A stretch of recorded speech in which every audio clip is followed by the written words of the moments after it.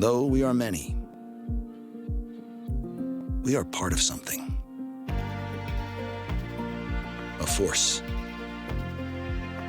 bigger than all of us.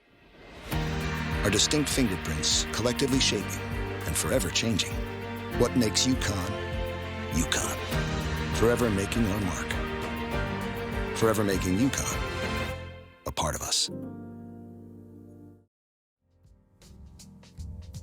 Welcome back, everybody, to the ECAC. I'm Keel Miles here with Ubel once again, and as you saw from that lovely promo, we've got UCONN stepping up to the plate against the University of South Alabama.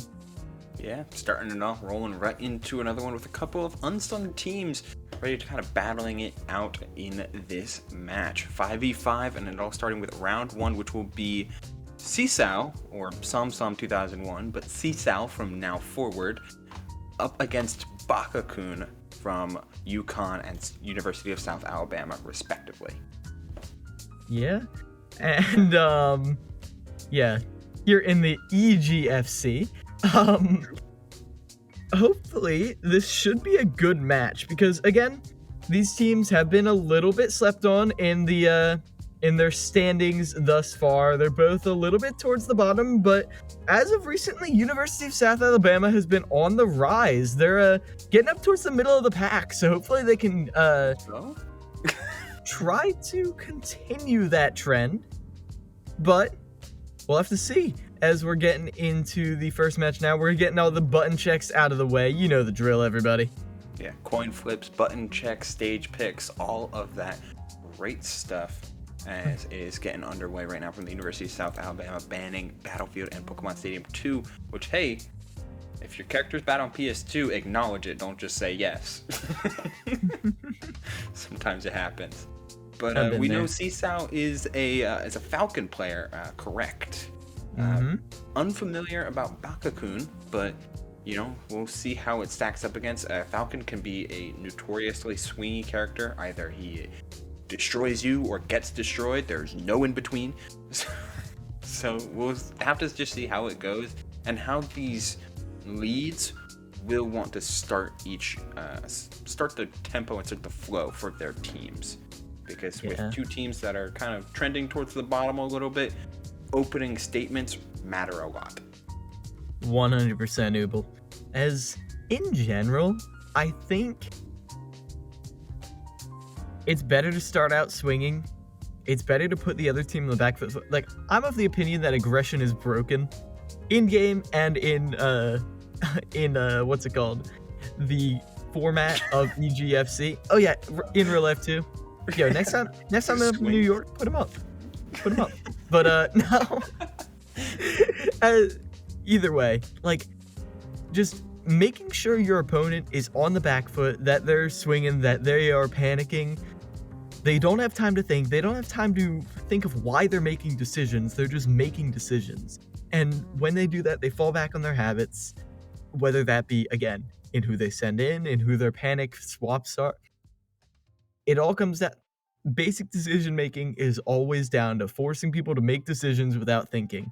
And aggression's the best thing to do that with up until you get to the top level. Then, you know, defense, camping, blah, blah, blah. But up until then, just get really good at punishing people. Yeah, very true. It's a punish-oriented metagame currently out there right now, as Town and City is certainly a punish-oriented stage in some regard with those very small side blast zones. It can make, while neutral may feel long, stocks can fly in a blink of an eye if cards are played right and characters are played right. And hey, Falcon combos often end in some pretty devastating finishers, like that forward air, that knee being so powerful. Yeah, it's frankly one of the best stock stealing tools of the game, especially on Town and City, like you mentioned. That little side blast known as not Som 2001. Okay, why are you still repping the tag? It's CISO up against Bakakun the Pac-Man. And you can see CISO trying to get right in their face away, but gets caught with an air. But there's your opening? No, it's not. It's taken away by the Hydrant. Ooh, Pac-Man. Pac-Man is a rough one for Falcon, but oh, okay, he tried for the reset. I like this guy already.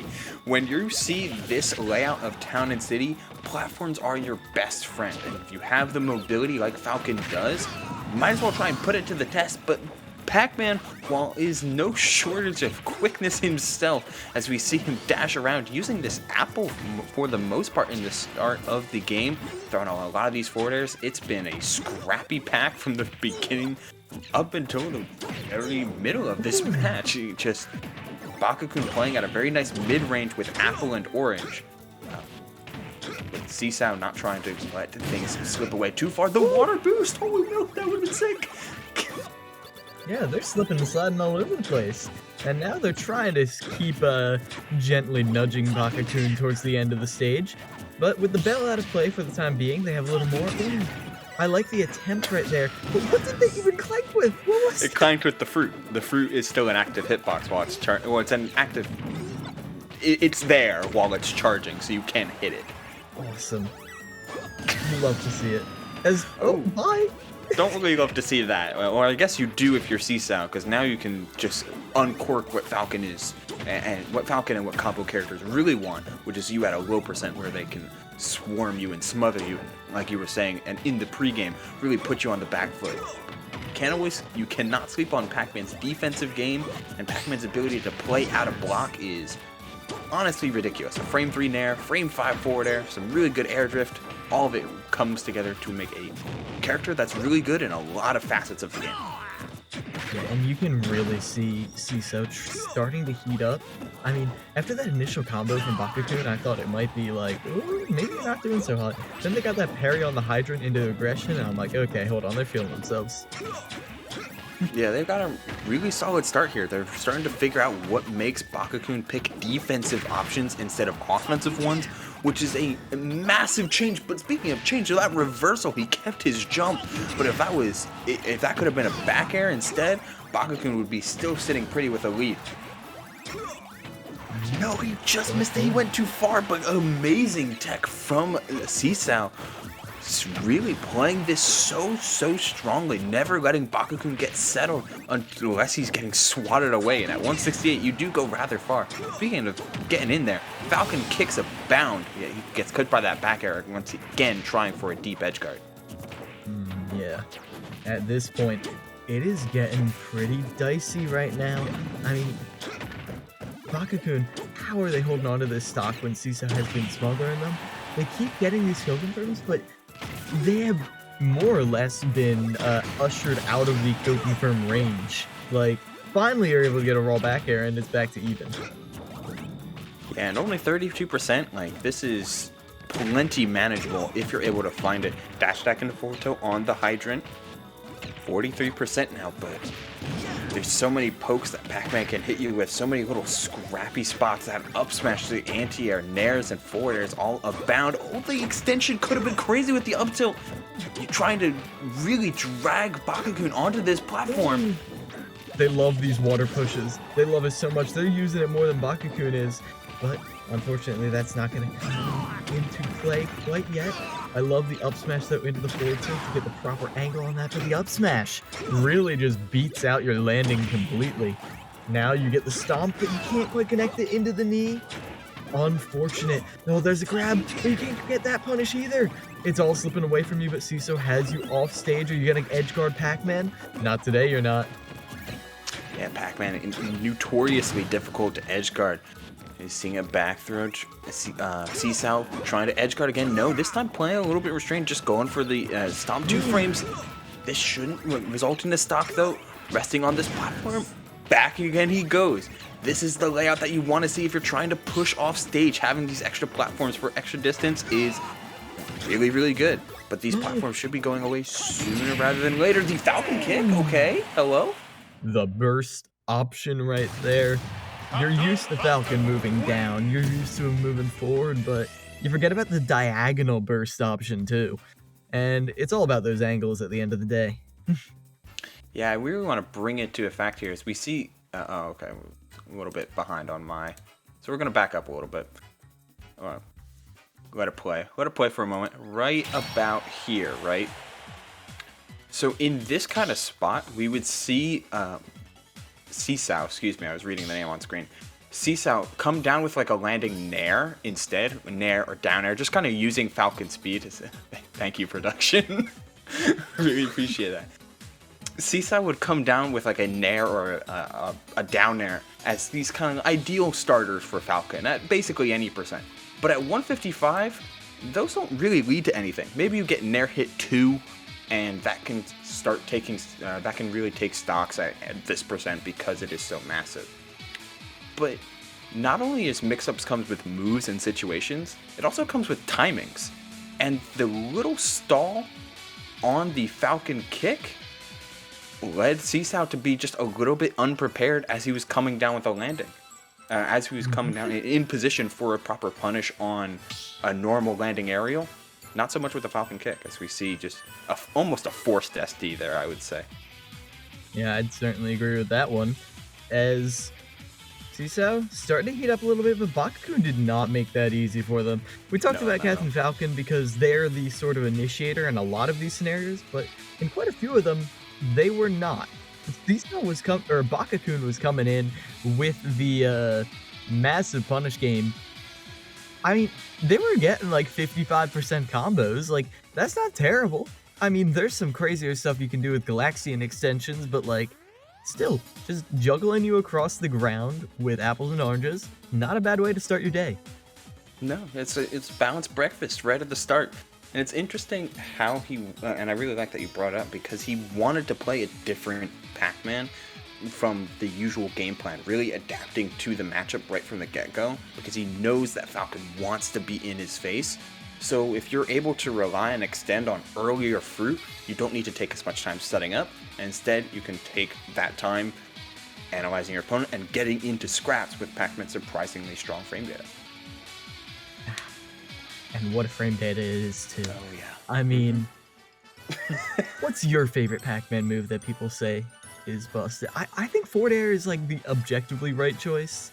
Like, it's just such a good poking tool. You can combo with it. It's so good. Forward air is real good. I mean, I mentioned it before, frame 5 normal, that you can put out 2 in a short hop. So forward air is just a true combo at low to mid percents. Absolutely ridiculous. I always get more annoyed, I guess is the word I'm looking for, at Nair being a frame 3 get off me neutral air. It's surprisingly big. He rotates in a massive circle, and it's so good. It's so good. There's just little things about Pac-Man that add up to make him flexible. It's kind of like a more defensive style of Mario, where Mario is built to combo you, but has the tools to do a lot of different things. Pac-Man's built to be a more charged set play character, but it's the tools to box with you. That flexibility could make him prominent in any metagame. Yeah. I mean, I don't remember. It's a quote as old as Ultimate that Pac-Man will camp you like an S tier and box with you like an A+ tier. Like, it's, if you want to play him like that, it's still pretty good. Pretty good out of 10. yeah, pretty good out of 10. Sorry, I was interrupted by another school. But Bakakun getting off of the Pac-Man and instead trying out the Isabelle. Might be good for kind of like stemming the momentum. Obviously, we like Pac-Man more. We were just talking about Pac-Man, but hey, Isabelle, I'm partial to it. I feel like what this is made to do, what this Isabelle wants to do, is to stop Seesaw from jumping. That is what Isabelle is built to do with Isabelle and Villager, with the slingshot forward air and back air. Also sporting a frame 3 nair in those pom-poms, still having that get off me option. I don't know how much I like it, but I can understand it for sure, especially on a long stage like Pokemon Stadium. Yeah, as it's sent right on out of there. Fishing a little bit, and they stay under this platform because, again, you'll know it if you've ever played Ultimate, at least intuitively. Ooh, taking them out on the way out, detonating the rocket. Oof, that's gotta hurt. Come down back air there. I wonder if you could have. Oh lordy, that is the type of stuff that you have to be careful about. Seesaw not often. Well, punished a couple times on reversals. That was a really cheeky combo. Sometimes your aggression gets gets the better of you a little bit, as Bagakun really finding multiple ways to get some turnarounds and to get some really good damage off of it too. And I like the use of that command grab to really avoid getting beat up too much. Speaking of the use of that command grab, going all the way deep to get a little hug with Isabelle. Oh, I don't blame you, she looks very fluffy, but still. It's a great edge guarding tool with a recovery that doesn't really have a hitbox that can bother you. And here we see the frustration set in. Seasout knows he's at deficit and is getting quite annoyed at being camped out, it seems like. Going that full stage to try and not mess with the slingshot. But the best way to get around slingshot is to stop jumping. Instead, utilize the dash, utilize walking forward. Stuff like that can get you around these forward air and back air walls a lot more effective than trying to jump in and look for your high damage aerial. And it's tempting, but there are other options for Falcon. I mean, even if you're not getting a huge combo off of it, if you just keep taking away stage positioning with that grounded movement, like you said, well, there's not a ton you can do. Is they retreat back to that platform, you avoid that Lloyd rocket as it erupts out of the ground, as CISO does their darndest to avoid any sort of direct scrapping. Ooh, goes for that nair. Can it work? No, I'm not thinking so. Okay, he's starting to play this a little bit better here. Still jumping a lot, which when you're in advantage like that or you're trying to pressure corner, that's a little bit more manageable because you can play around full hop. You can play around like the ledge hop slingshot a little bit more effectively with a full hop instead of just a short hop. Still, if not finding these edge guards is really going to be the name of the game, and that should do it, yeah. Now, you still got one more game to adapt to this right now, but that was pretty brutal. You mentioned grounded movement a lot, but it feels like even when you're moving grounded, Isabelle has so many tools to harass you. You think about like run-in shield, like how are you feeling? So like we can see it right here in this entire clip. He's at 174, sure, but we're getting him to ledge. Come on. Yeah, so we're here. And Isabelle, in this entire clip, is going to throw out slingshots covering all of this space. He doesn't care about the ground. All of this space is going to get covered with slingshots. 2 squares. Maybe I'll even do a third one. All of this space. That's not a square. But right here is where the ace is. This is what's preventing... here, I'll do it in blue. This is what's preventing... Come on, please change color. The dash forward and the sharking in this entire space. This little void rocket on the floor. So we get to see, as we'll clear it off, all of this aerial pressure gets clipped out by that void rocket, which inevitably Seasout ended up falling into. Mm-hmm. And that's the type of trap that Isabelle wants to be in. She wants to rinse and repeat this exactly. Cover the ground with something autonomous so she can force jump, or in this case, Bagakun, they can force jump and they can continuously pressure the air with command grabs and with slingshots. Because all of that damage leads to the game plan that Isabelle wants to play, a slow, methodical disruption. Unfortunately, this is a game plan that only super thrives with the lead. Bagakun got it early in game 2. Will they be able to get it early in game 3 is the real question. Yeah, the real question indeed, as now the pressure falls to Seasout to be the one to adapt, to be the one to take that one step ahead, or that one kick ahead rather, as they have a very important choice to make: to jump or not to jump, or to switch. But I don't think Falcon Isabelle is a terrible matchup. I mean, what you really need to do is you just gotta find your grounded openings a little more. You know what I mean? Right. Yeah, and Falcon is a good one. Dash attack, especially at low percents, it usually means you can find... you're absolutely in advantage, and you're able to usually find something like an up air after it, which is great. If you're able to get an up air off of anything, Falcon's happy. But... yeah.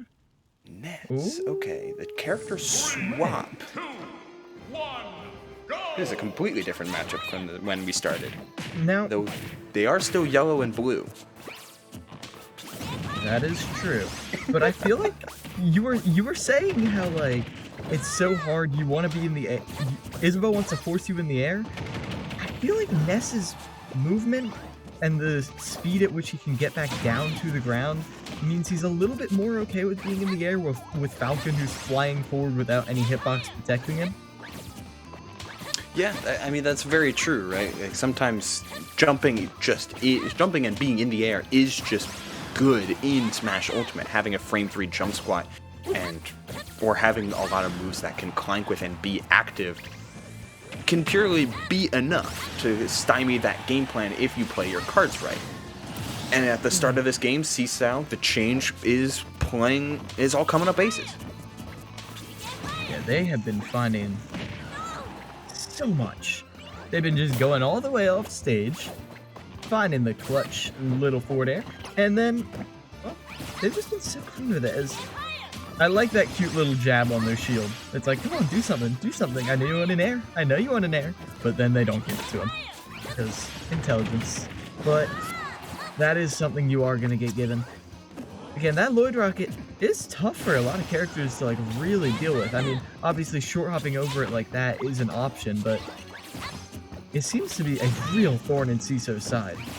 Yeah, that's why he's committing so much time to PK firing where the Lloyd Rocket is, removing it immediately. Wow, he bounced into the ledge and avoided the slingshot, or avoided the command hit, but alas, this Lloyd Rocket combo will close out the game. He fell right into that, but just narrowly missed. Hurtbox shifting, be damned. Bakakun escapes with a very narrow one. Whack with the rubber mallet to reset things back, as slowly but surely Bakakun tries their best to get this lead back, but like you said, the strategy's only really good with the lead. While you're not at the lead and they can pick and choose how they approach, well, it gets a little dicier. So now that Bakakun is starting to get some percent racked up, they're feeling better. But now they're at ledge. Or now. Yeah, they're falling victim to a lot of losing trades. Oh, finally the command hit into the back throw. Seesaw has one thing that they want to do. They want to land with something like a forward air, get a throw out of it, land with an up air, get a throw confirmed. Oh, just chasing down with an up air that time. That was a really hard situation to be in for Bakakun. You have to hold away to get out of the PK fire, but you're forced into the up air. Yet still Bakakun not letting it sweat them at all, setting up another ledge situation, missing the 2-frame.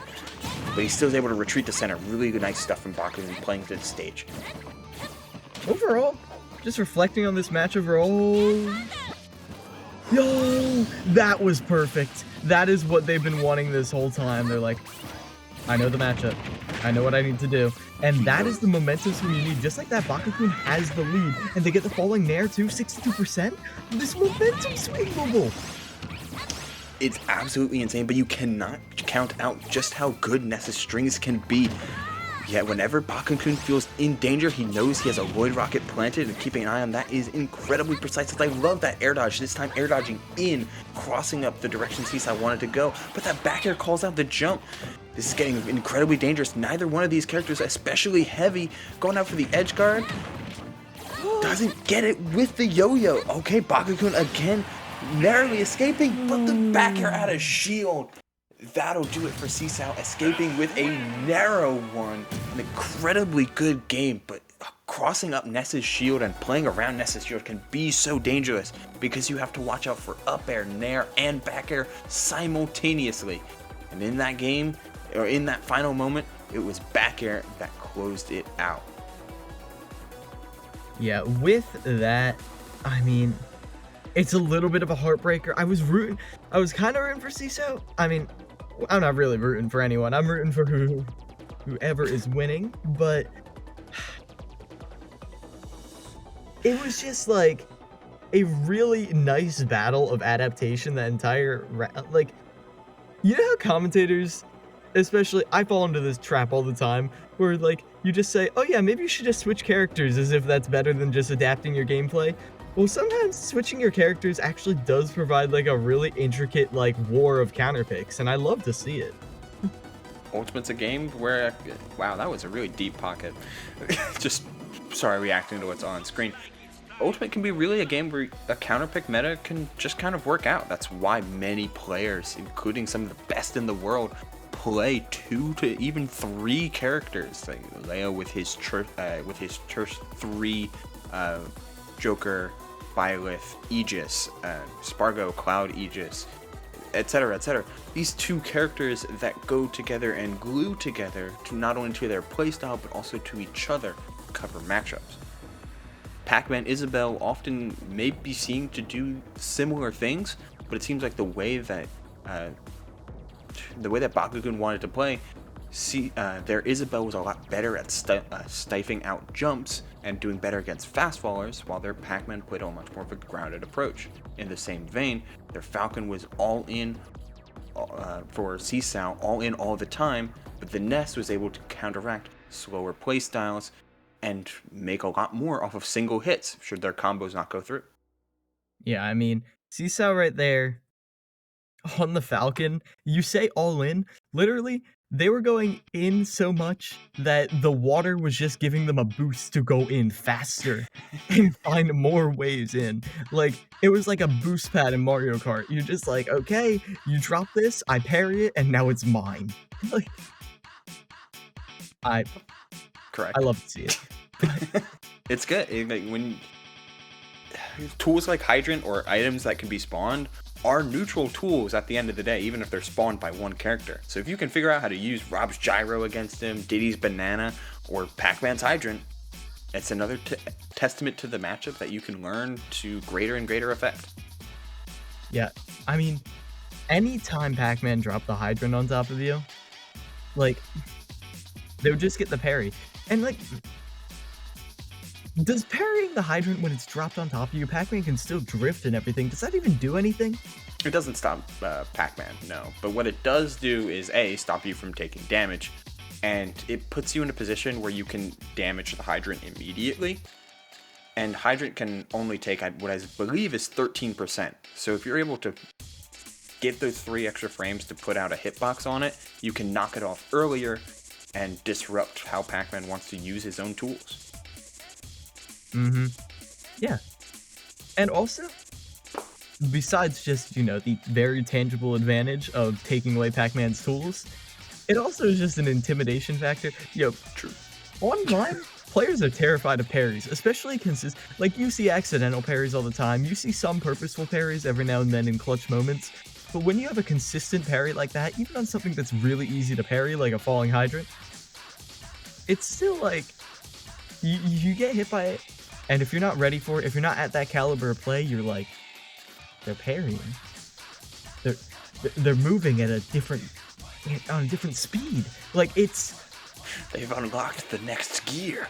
Yeah, like, it really does get to some players. I have fallen victim to that in my early Smash Ultimate career. My friends start parrying my projectiles, and I just, like, freak out. I'm, like, running in with nothing. Listen, now imagine if they reflect. Don't say that. Ultimate. Yeah, I mean, it's among the many things that Smash Ultimate brings in terms of topic. Should parrying reflect projectiles is something that comes up every now and again. Okay, so since we have a little bit of time, we're just getting quite a bit of the bans and picks and players, all that out of the way. Let me ask you, you're far more knowledgeable about this game than me. I don't think it should. Like, I like the, like, universal parry reduction time on projectiles, but what do you think? Do you think it should reflect? I think if the game had a roster where there weren't so many different projectiles, then it would be a little bit more palatable. Because the real reason it comes up is because of melee and the fact that one of the best counterplays to Falco's lasers is perfect shielding it, which would reflect it back at them. That way it creates a little bit of neutral even at a mid to long range. It's interesting, it's neat.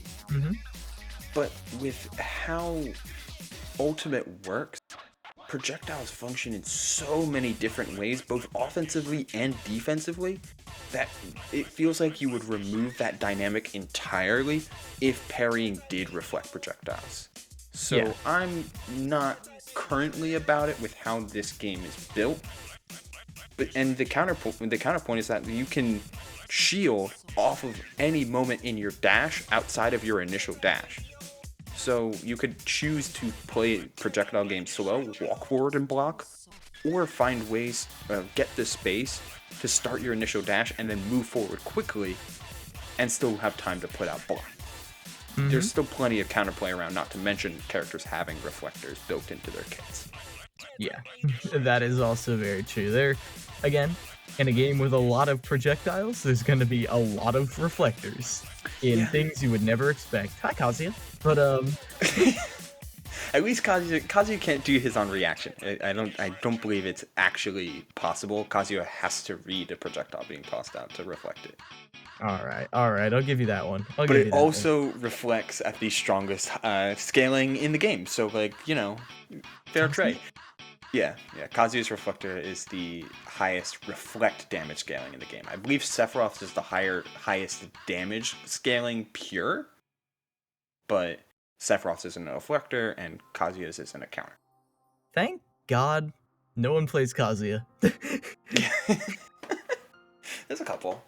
There's a couple, but no one in my region, so I'm okay for now. Treasure that. But either way, I think we're finally getting the players coming in. Let's see. Shout out to Metroid Prime. It's gonna be Unami from the University of South Alabama playing. Yeah, Umami. Like the taste. Yeah. Umami. Yeah, Umami. That's how you spell it? That doesn't seem right. And oh, well, that is how they spell it. And going up against an 8.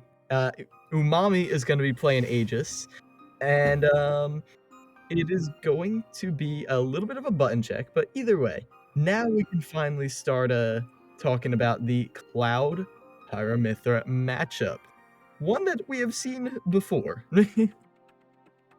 Yeah, that's a common one, surprisingly so. Both of these characters are rising stocks through the ranks, to be blunt about it. I mean, Aegis, of course, you see him all over the place.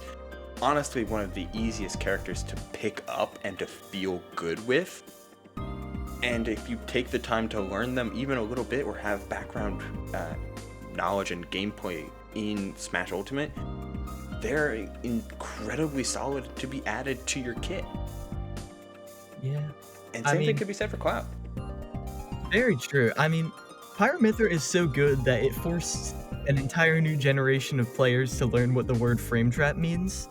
Like I didn't know what it meant until Pyra/Mythra came out. I'm like, oh yeah, you're hitting them really well. You're frame trapping them. No. Then I got hit by Mythra, and I'm like, oh. That really explains it. Yep. Yeah. Mythra is everywhere and anywhere that you don't want her to be, and honestly, the way to play around Mythra, and Cloud can do this rather effectively, is to undershoot a lot of your aerials a lot of the time. And Cloud can space out with things like back air and forward air very well, drifting backwards to try and bait Mythra into going for things like dash attack and overshoots like pivot cancel, F tilt, or these grabs, which is an insane grab. But that's a Cloud without a jump, and that's a good buy. If you commit to jumping from off stage to on stage, you better get that hit or you better air dodge through, because it's a risky gambit to say the least. I'll be honest, I'm liking the early Pyra switches, specifically in Umami's hands. Like the way they go to Pyra specifically to just get Cloud off stage before limit is a factor. Like, that's nice. There's a nice spot dodge to avoid that. Wow, this is a beating. This is pretty bad. Bad spot. A recoverable spot, but a bad spot. Yeah, you definitely saw Cringe take a deep breath up on that Angel platform. So they come down, they get the cross slash, and now Umami's in a Texas situation, and they don't manage to shield that. But ooh, my uppie's better than yours, Pyra says. trying for the up smash out of shield, but Pyra, her neutral revolves around that down air. It might as well be down there because it is everything to Pyra in neutral when coming lower with an aerial. Going for it again, it's huge auto cancel window, but with punishing it, super effective from Cringe using that limit cross slash. And the spot dodges, the air dodges, this is good reactions from Cringe to always avoid that F smash. Unfortunately, they're not able to avoid every other move that's being thrown at them, but they can peel away that stock. Yeah, it looked like they buffered an air dodge thinking they might have had the tech, but not going for it as he commits to the rapid jab. Okay, that should be an up B out of shield though. Cringe looks like they got a little bit more of a handle on this game as they're trading up B for up B. Okay. Yeah, a little bit more of a handle on the game right now. So they're able to win neutral a whole lot more and challenge the right things. If they're going to stick on Pyra, please, what is going on? Oh no. It's too late at night for this symbol. It's finally the blazing edge, or not the blazing edge, the Pyronado, whatever it is. Either way, it kills Cloud dead, evaporating that little fluffy anime character right out of here, and that was truly a work of art, Ubel. I wish we could have gotten the full string of just up B, miss punish up B, spot dodge, roll, just the whole spaghetti sporg that was just dumped onto the table. It fell on the floor. Oh god, oh no. That was really just... They were gaming. Like, they were gaming, but more than that, they were in the same exact wavelength right there. It's like, no, I want to. No, I want to. No, I... Like, two... Yeah, I mean, two cultures alike in dignity. I mean, it's two very different characters doing the exact same thing over, and it brings us... That's solidarity right there, coming together to say we can both do F smashes and rolls and up Bs. It was a work of art. Brought a tear in my eye. It started off so good too, and then like it would shift. There was some like gameplay going on, and then devolved instantly. And I do want to say, like, there was some stuff I really liked. Like, the up Bs out of shield from Cloud are objectively correct in most of those situations. Even if there's some nice spacing, I mean, I don't blame you for not seeing that. And the Mithra combos to start out with, very nice. Like, they were doing some nice work with those nairs. Nair's such a good pressure tool, especially on shield. Yeah, it's -10, so you think you can punish it, but then that landing hitbox can really catch you. Yeah, it can get pretty brutal, and then you get popped up into a world of hurt, because being above Pyra Mithra, even Cloud down air usually can't save you from that. Yeah, Mithra's up air is ridiculously quick, and both swords, of course, are surprisingly long. And hey, if you're trying to keep your space, which Cloud wasn't able to do effectively, it looks like a Cringe will be shifting over to the Link, and has selected Final Destination as the pick they're going back to. Alright. I don't mind that at all. Are they going back? Wait, okay, no. I think the stage banning process is still going. Yeah. But the Link pick, Okay, never mind. not terrible. I mean, if you're used to projectiles, then Mithra can kind of just use them in the same way that CISO was using Pac-Man's Hydrant completely against them. I mean, projectiles are pretty much just a speed boost if you know how to use them. But at the same time, if you always go for that one option, it can be punished. Right, yeah. And with a whole lot of projectiles, you do have to worry about foresight. Because against normal moves, you can kind of time foresight, but oftentimes it covers you like Bats Within, where it covers an already existing dodge. But with projectiles, players, if in tuned enough, can time the hit to get the foresight intentionally, which is a whole lot more concerning. Oh yeah. Frankly, it's such an unexplored mechanic that every day I see some new foresight stuff and I'm like, that's really cool. I'm really scared to play against that. Like, Pyra Mithra is a character that falls solidly into the archetype of they look really cool. They play really cool. I like to watch them.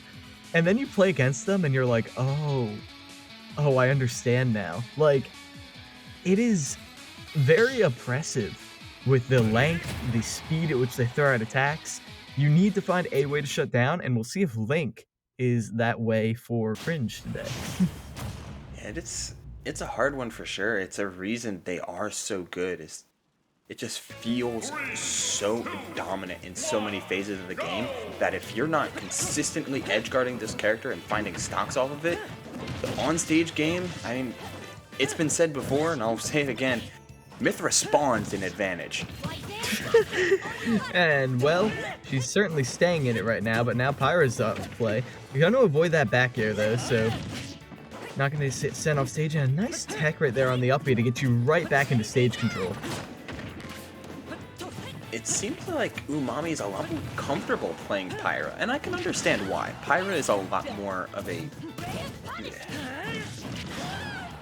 Pyra makes a lot more sense most of the time, I guess. You just find single hit, outranging, and you don't have to worry about some of the more niche combo strings, as well as having that up B out of shield as a reversal option, is plenty strong. But Link having a lot more stage coverage as well as a multi-purpose nair, that's going to be very effective against a player that is primarily playing a slower character. Yeah, and I love throwing that boomerang out there too.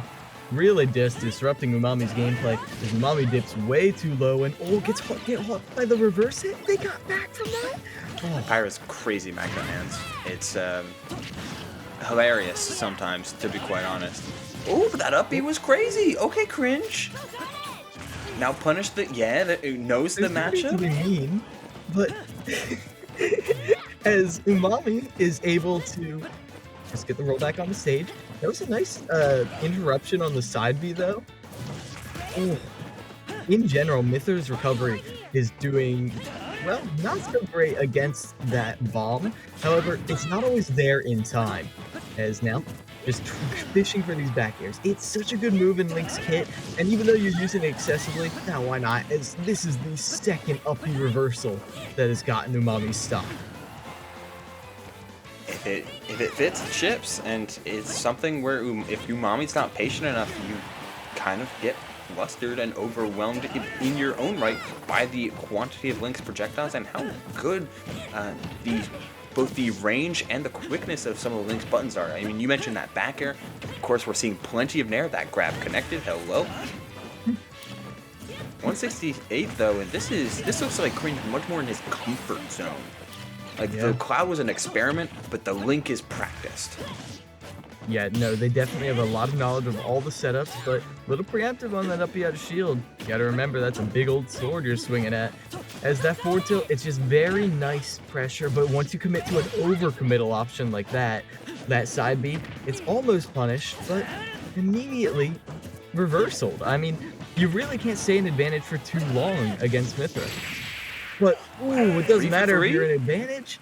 If you get 3, 4, 3. The hero spin, the hero time, the Triforce of Courage right there. Triforce of uppies. I mean, this setup here, he caught him for the same thing as we're gonna go back a bunch. He caught him in the same thing that Cringe lost his first stock for. This jump out of hit stun, right there. Actually, we'll change the color. Color change, please. There you go. Color change. Use this jump. And if you're gonna jump out of hit stun in such a susceptible spot, because he is not much higher. Like, he's not much higher than where Cringe is right now. This is prime anti-air position, and Link is a character with a lot of really good killing rising aerials. Rising forward air here is insane, but against Mythra you want something with a lot more space. And a rising up B will do just that as we let the clip play. Yep, there we go. Yeah, very good option coverage right there. I mean, Hooble just broke it down. And when you want that, it's just such a common habit that you're already buffering the punish for it before you even realize what's happening. Like, it's just your muscle memory. You're like, I hit them, they're panicking, they're gonna jump. Let me just, yep. It's something that everyone was conditioned to basically at the start of the game. everybody except Kazuya has a frame 3 jump squat. So jumping in this game in just about any position is usually pretty good. But sometimes when an option is so strong, it can be easily and effectively counterplayed, as we saw that pretty happen as well with spot dodging. Spot dodging is incredibly strong. Spot dodge canceling, it allows for very seamless reversals. But spot dodge is also potentially the easiest defensive option to punish. As we are now getting in onto our third game, it is 6-4 right now, and well, even though like there have been some like seemingly dominant stocks, it has just been so close that the score hasn't really gone anywhere. Yeah, it's like both of them are meeting on the same level. Like, the first round was a lot of like back and forth and like tempo shifts. This is very much a matter of character comfort, with Umami, or with Cringe playing with something looks like an unfamiliar matchup, able to shift to something he looked a lot more comfortable in. Will Umami stay? It doesn't appear to be, unless I'm reading that right. Is Umami shifting to Diddy, or is that Cringe also shifting? Yeah, that is Cringe going for the third character change in a row, the second in a row, with his third character of the set, Diddy Kong, coming up against the Pyra and Mithra. Okay. I mean, I don't hate the matchup. I think Diddy, especially at this level, can, well, literally and figuratively trip everyone up. Just having such easily accessible and knowledgeable kill confirms, and having the kill confirms on a very good out of shield option, it's very tough to deal with. However, a lot of the spacing might mean that Diddy can't get a true follow-up, so we'll see how Cringe's Diddy pans out. I mean, I wasn't expecting that. I thought, yeah, how cringe is this Diddy? It's an excellent question, but the interesting, okay, this is starting off with some actual strings here.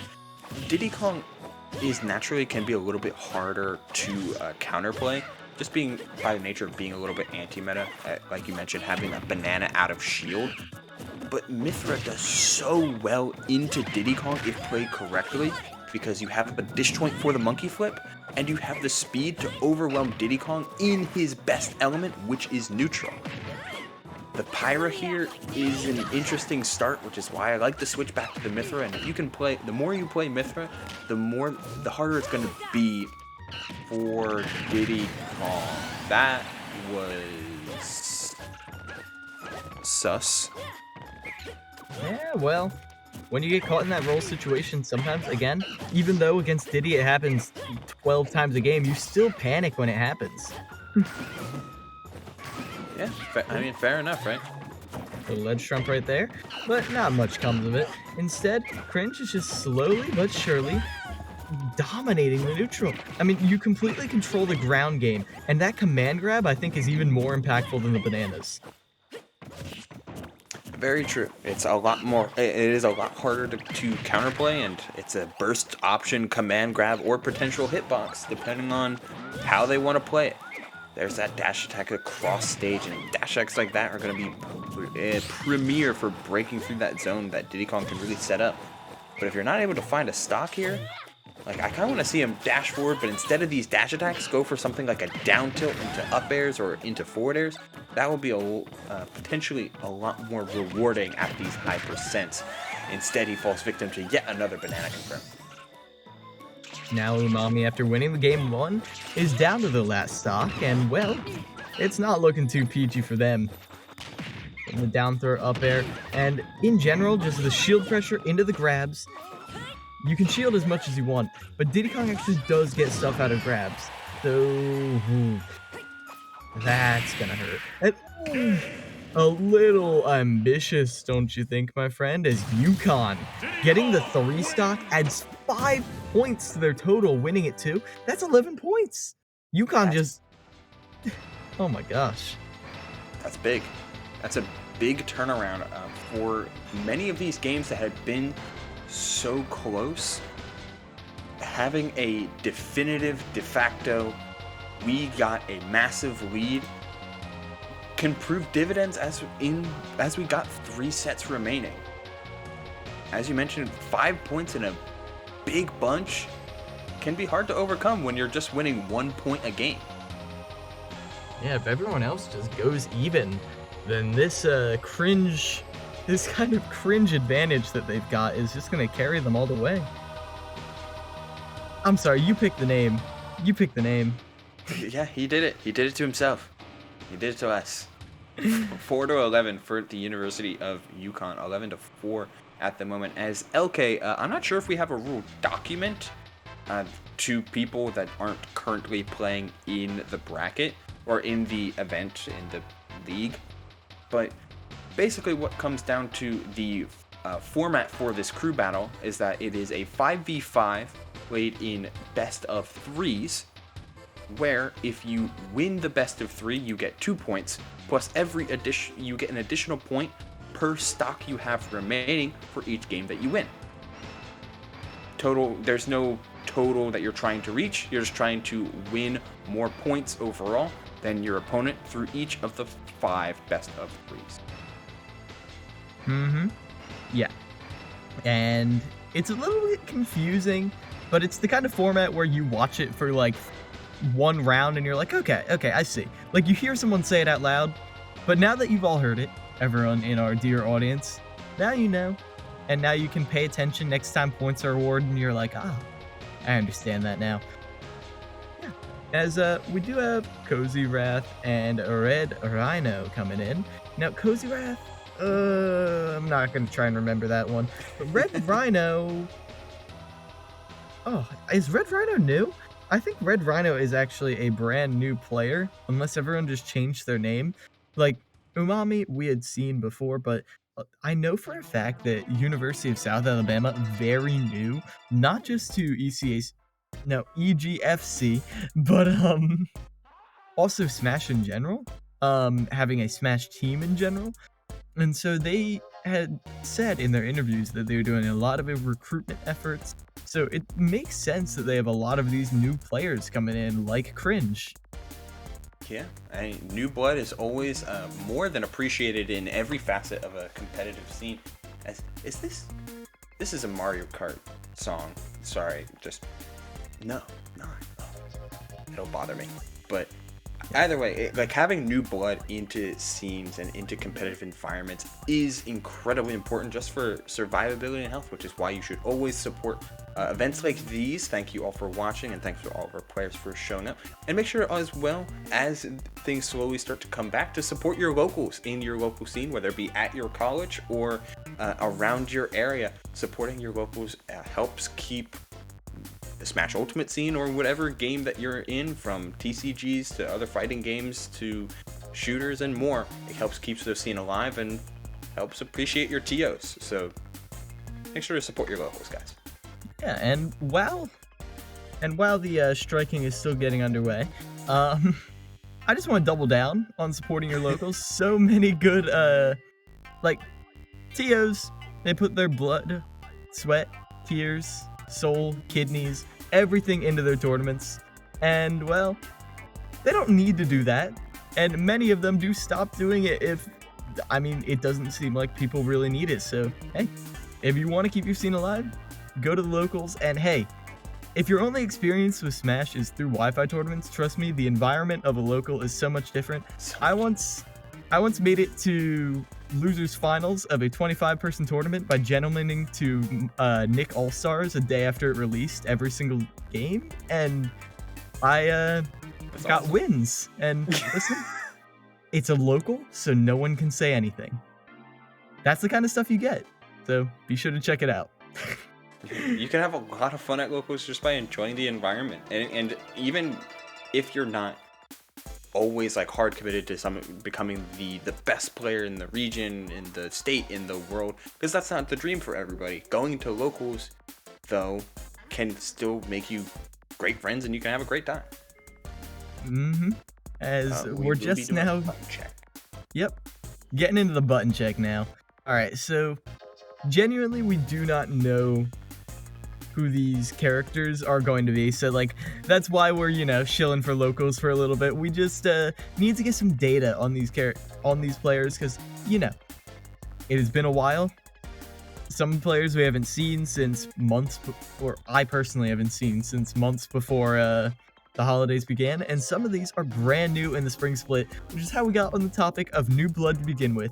And this sentence is probably about 30 seconds long, so the button check should be finishing up very shortly, and we should be getting some information on what UConn and University of South Alabama are running.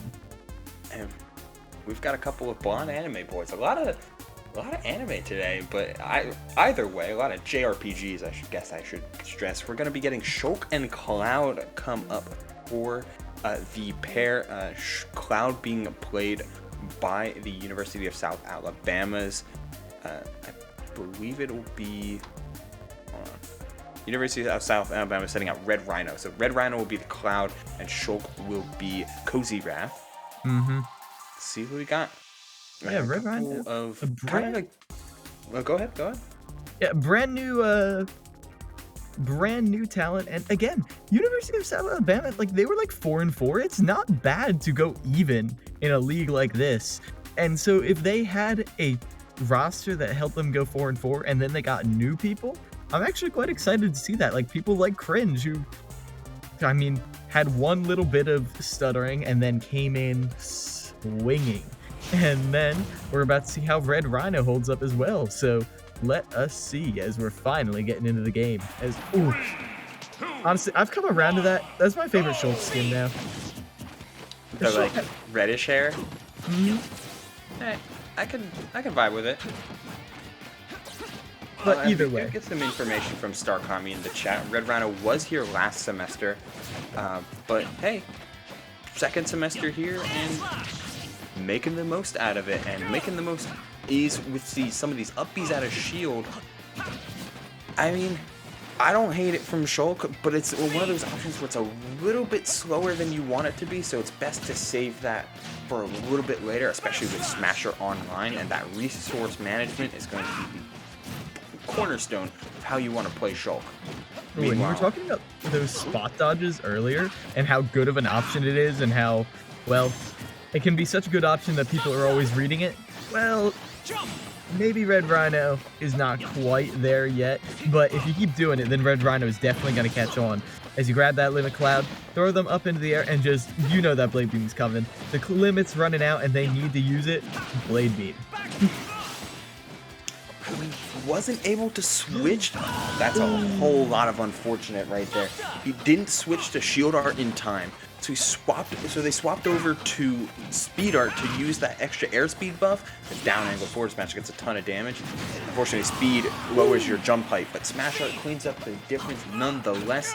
That Smash Art back air closing out the stock. It would have closed out the stock 30% earlier. Oh, and using these short hop auto cancel forward airs when you have Speed Art on, it's just such a good zoning tool. It turns Shulk's already amazing forward air into just a wave of force coming at you.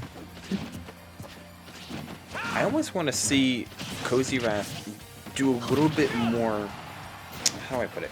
Do a little bit more of these lingering aerials. Like short hop is great, but you don't have to fast fall it all the time. Let your moves rock. Let them linger out there. Ooh. Wasn't close enough. Had the distance in terms of height, but not in terms of horizontal. As Red Rhino keeps up the lead that they're building up right now, doing a lot of movement with the limit. Not too worried, it seems like, of trying to always find a limit cross slash. Very willing to use a limit blade beam, which I'm honestly a super big fan of. Limit blade beam covers one of the hardest things that it can be to do with Cloud, which can be approached sometimes. Ooh.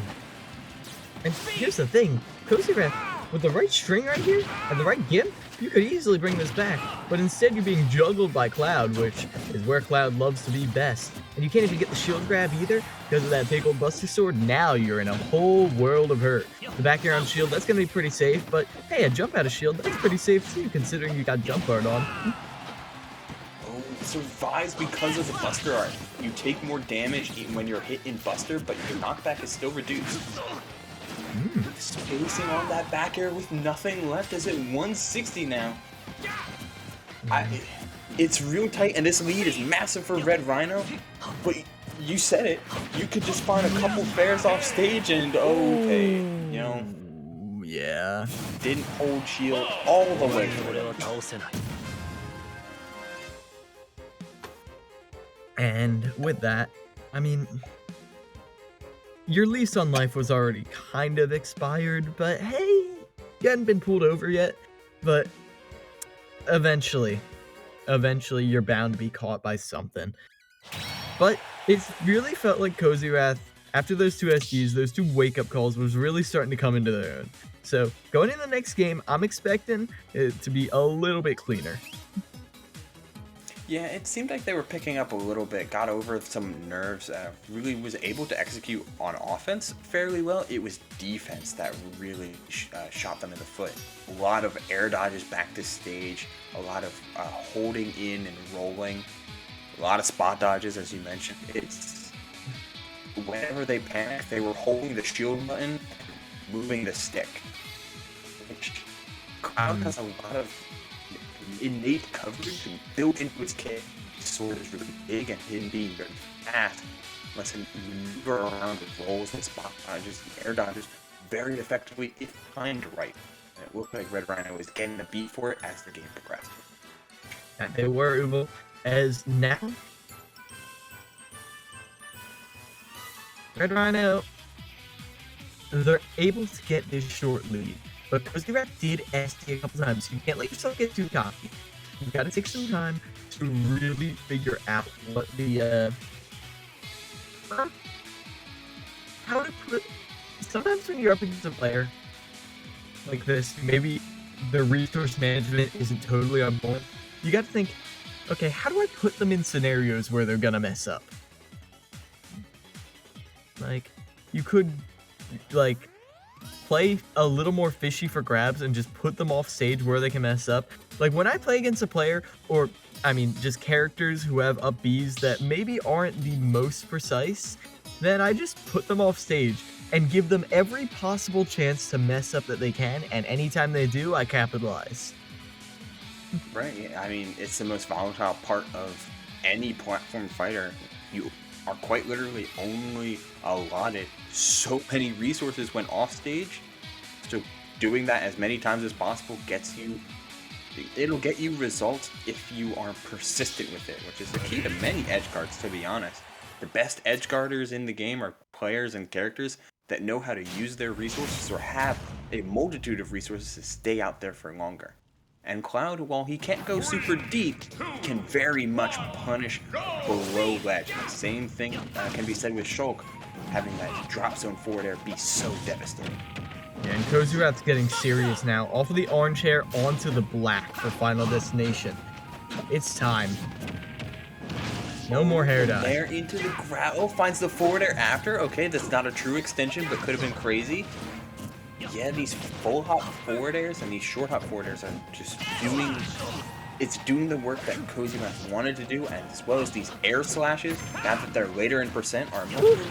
That's so unfortunate. Yeah, pops right on out of that. And at this point, you're able to snap right to ledge. And I appreciate Red Rhino for not just throwing something out. They're making them very scared before they go limit, or they don't use limit at all, which is a good mix-up, honestly. Like, at times, like, better to use limit than not, but also don't put yourself at risk. Right. Oh, they baited it out. They bait out the spot dodge, but that's information for later. Red Rhino holding steady, finds the dash attack, but with Smash Art online, could have resulted in 2 misses. But they didn't cancel Smash Art. I'm so surprised Cozy Wrath stayed in Smash Art the entire time. And Cozy Wrath is taking a page out of your book and not always fast-falling those aerials, letting them hang, letting them thrive, and out in this open stage. Ooh, they're able to get the up tilt as well, but still not a single stock taken until that down air will finish them off.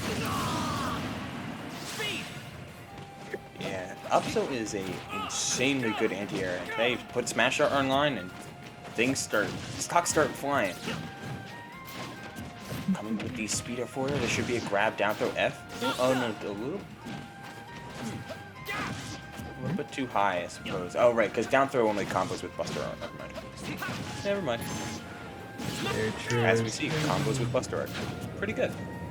Yeah, you saw that cross slash come out, or the blade beam rather, immediate shield. You're not messing around with that at all, because that will put you in disadvantage regardless, but now you're above them with jump art. You've got plenty of room to move around, to mess around with, and get Cloud off stage. Not really in position to get any drop zone shenanigans, but you're still able to keep Cloud out until they get back to center stage. But they're just trading hits back and forth at the ledge, Ubel. Oh my lord. Rewarded for going out there, and that's the type of stuff you need to do against Cloud, especially in a position like that. Great match to get out of the grab, but finds another grab. Okay, cheeky into the down throw F tilt. But Cloud's back air beats out Shulk's. Oh, and look at these back airs. Oh, I love the little mix-up of the forward tilt, though. Really making sure you gotta check your timing, check your shield health, because you never know when it's eventually going to be, well, not enough to keep you afloat in this wild storm. Finally finds the back there, and you're gonna have limit too to kind of build some more percent, but that's a buster. You get jabbed with it. Oh, shield art as well. Yeah, shield art versus limit though. When limit combos in, not getting the limit cross action, that's a lot of damage missed out. Have to be careful if you're Red Rhino.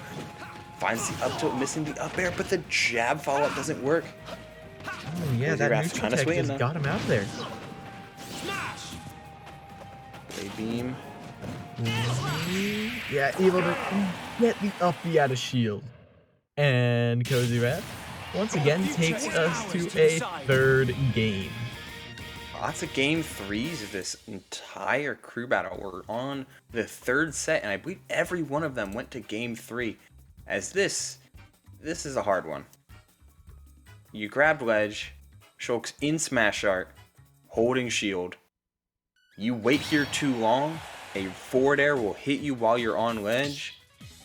This is just not a great spot at all. Unfortunately, or fortunately for Red Rhino, he could react to this situation because Cozy Wrath was holding shield for a little bit, but get up attack is not the answer. That's to say the least. Yeah, sometimes you're just out there mashing. You're like, okay, I need to do something, and honestly, when you're panicking like that, I don't blame you, but this is the second for both players to take a moment to cool down, relax themselves. Got a long road ahead. This one final game three. This is a very swingy, swordy battle in which neither of them are really finding early kills, so it's a slog. You need to keep slashing away, hacking and slashing. Even as your blade dulls, even as your move stales, you keep slashing away until finally you find these kills. Yeah, it'll take a lot of patience, and that's what we really saw well out of Cozy Wrath in that game too. Much more willing to wait in shield, much more willing to approach and find grabs and extend off of those instead of just raw trying to use range to their advantage. Because while Shulk may have a longer sword, they're a lot slower than Cloud, which can make that interesting parlay. But with how Red Rhino was playing it, they wouldn't commit to their block strings for too long. Like, there would be many a times where they had Cozy Wrath in the corner, pressured with back air, and they would go for the F tilt just a little bit too soon instead of trying to wait and bait out an option from Cozy Wrath. It's stuff like that that a Shulk player or any player will take absolutely 100% of the time. If you're going to if you're going to drop your pressure with an F tilt like that, then that's a free reign to get out of the corner. That it is, Zubul, that it is, as we're getting into this third game now. I think it's going to be the same, yeah. As we're just going on to El Clasico, small battlefield. Where else could it end?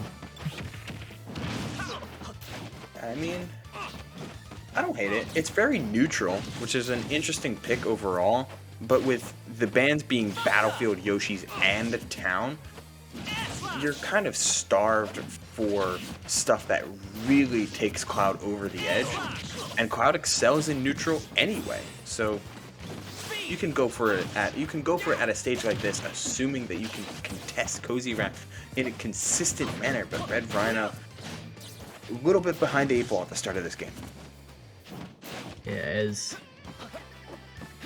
well, Red Rhino is about to have this limit online. Maybe you can use that to make up this deficit a little bit, but reading a roll instead of anything else.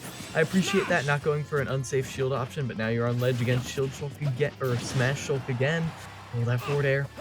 But going low enough that the drop zone doesn't connect, and now you have Smash Shulk off the stage, but it expires, luckily.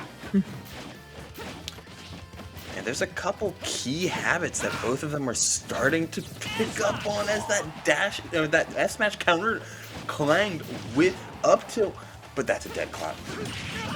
Why? You didn't need to do that. There was zero reason to do that, in fact.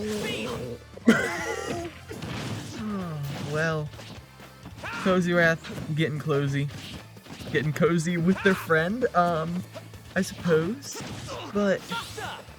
Alright, now you have Cloud at ledge with a Buster Art. Again, less knockback. Oh, Red Rhino trying to read something there, but either way, might want to check their glasses, because they haven't really been able to find much. Getting that up, he had a shield too, 81% unanswered right now, and it might just be the stock. Yeah, they're dead. With Limit alive, though. There it is. Oh my god. He grabbed him. He grabbed him in a really good spot as well to find that back throw. That's what I want to see from Red Rhino more.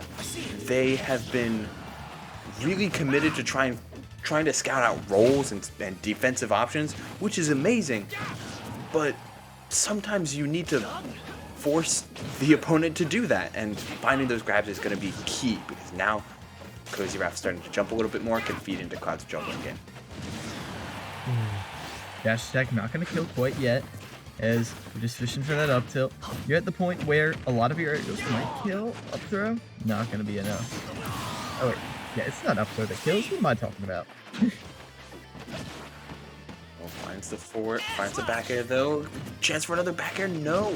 Again, trying to scout out rolls and just cover space. Is a lot of movement and a lot of action going on from Red Rhino, but none of it is feeding into something strong, and instead it gets grabbed yet again. 49%, but limit close to online. Finds the down air, but the sour spot sends him back on stage. That's incredibly rough. Fighting for their life right now, but Cozy Wrath wants these 2 points. They got the smash out online. That could have been a stock right there with the forward smash, but a smart leap above it by Red Rhino. Ooh, and they get the back air too. Now, fishing for this up tilt. It's not going to connect. They're controlling this center stage as best they can as the blade beam makes them uncomfortable, but that's the wrong direction, my friend. It's just, the spacing was a little bit off and they were in shield art anyway. It wouldn't have taken the stock. But that dash attack finally catching a dash back from Cozy Wrath. Red Rhino has a chance here if they play their cards correctly, but the forward air from Shulk is just so big. It's hard to work around, as Red Rhino has been doing it pretty well throughout this entire set, but that runoff forward air just, it makes mincemeat out of mediocre recoveries, and Cloud is an unfortunate victim. Yeah, if you're not able to drift to right under the ledge, game over. Like, oh, they were right under the ledge. I forget how, oh my gosh. That's a down air. That's like a down air on any other character. All of that space.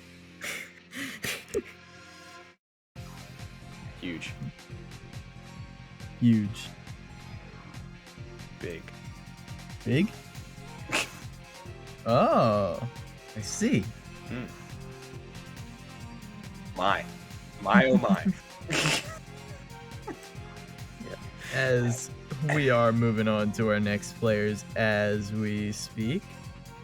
Yeah, that's a hard one, because you played it. How do I put it? They played it well for a little bit, but there would be just key moments where it definitely looked like while neutral was down pat and they knew how to play the matchup from a baseline standpoint, finding ways around Shulk's forward air was a real pain for Red Rhino, and they would get antsy for stocks when you're playing in a deficit.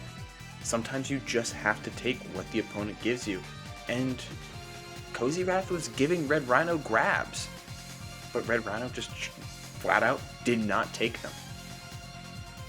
Yeah, I mean, you default. It's like what people talk about. Their baseline level of play, their skill floor, I guess. Like, you default back to it whenever you're stressed, whenever you're not really thinking when you're playing. And for some people, that just doesn't include all of the innovations their rational mind has made, like unsafe on shield, grab, unsafe on shield, upbeat. No, they weren't getting all of that. Instead, they were just trying to get counter aerials over and over, and it works sometimes.